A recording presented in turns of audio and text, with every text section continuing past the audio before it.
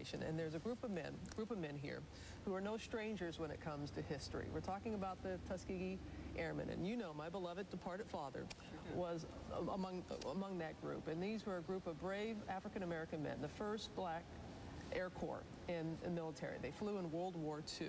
There were roughly 1,000 that were trained back in the day, 1,000 of them as pilots. There are roughly 300 that are still with us today, and also some crew members and mechanics. And it just took a team effort to make this Tuskegee experience happen. And I had a chance to spend a few minutes with some of them here and let them know what this moment, what this day means to these heroes.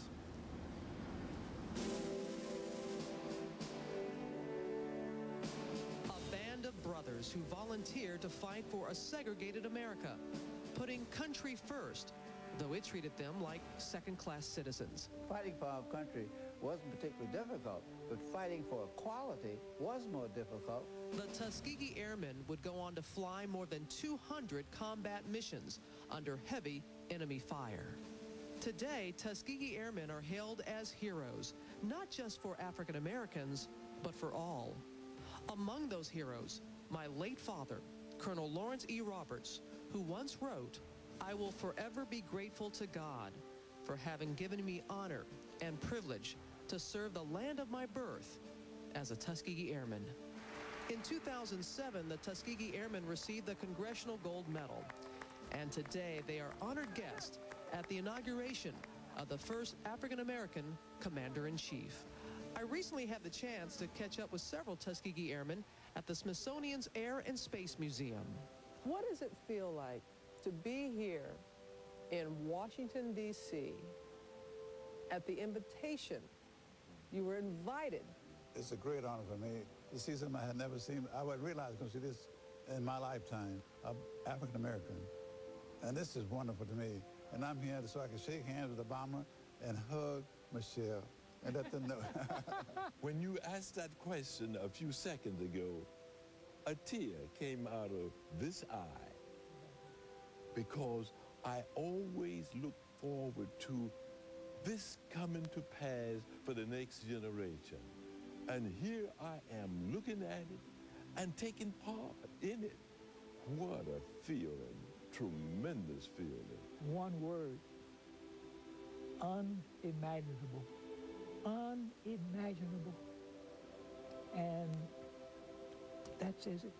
You were the original I can. Yes, right. Yes, we can. You were the original. Yeah. Yes, we can. You were a mechanic, weren't you? Right, aircraft mechanic. And Robin, as I said, when I got to Tuskegee that year, they were just in the beginning stage, and we came from ground up and made it possible. This group was selected of the best caliber of black males in the country at that time. That's a Tuskegee Airman. That is. You're right about that. That's it. Though they earned respect in the air, the airmen faced the harsh realities of racism on the ground. But a deep love of country gave them the courage to fight on and help pave the way for this moment in history. What piece of advice, I'm going to ask each of you this, piece of advice you would want to give Barack Obama? Just keep on doing what he's doing. That's what I will say. Keep on doing what you're doing. Remain calm.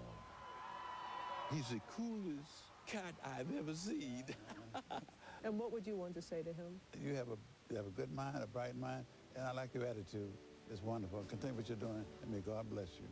Words of wisdom from men who've seen this nation's darkest hours, help preserve its greatest freedoms, and now witness one of its greatest achievements.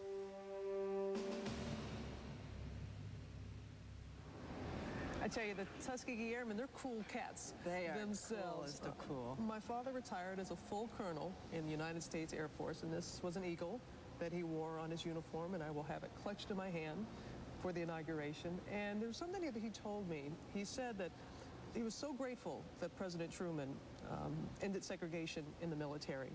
And he said at that moment, when you could be neighbors and just come together, that the Tuskegee experiment, which was called an experiment in the beginning to see if these men had the courage and the intelligence, he said the Tuskegee experiment became the American experience.